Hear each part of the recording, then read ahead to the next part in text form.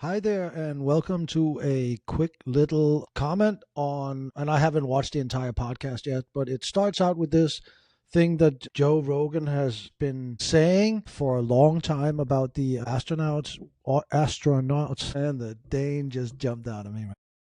Anyway, that he's been saying about the astronauts that was stranded up in Wilmore and Williams, that was stranded up in the space station, right?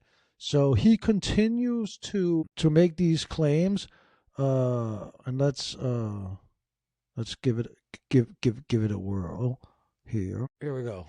Here we go. Tim Dillon is out on his. He has a special on. I was about to say Comedy Central, but on Netflix, that everybody, of course, should go watch. And it was filmed at Joe Rogan's club in Austin, the Mothership. I guess he's out promoting that now. Anyway, this is like 1 minute and 19 into the podcast. They're making fun of the idiotic stunt of that Blue Origin flight.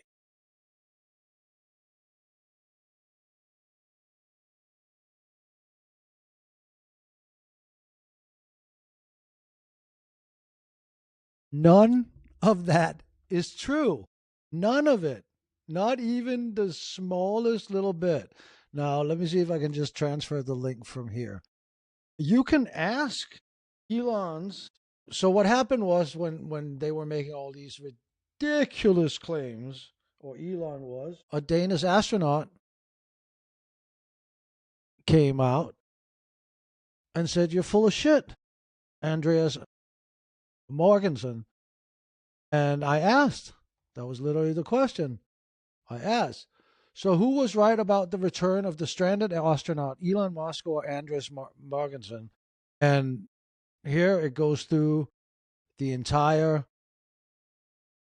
history of what was going on, lays out the timeline of the claims that were made by the Danish astronaut and Musk, and it,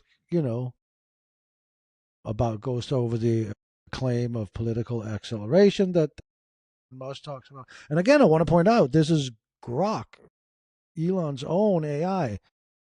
So it concludes, Andreas Morgensen was correct. The return of William Moore and Williams was planned since September 2024 as part of the crew mission, and delay were due to technical and operational factors, not political reasons. Musk claims of political motivated delay and a Trump accelerated return are not supported by the timeline, NASA statements, or the astronauts' own accounts.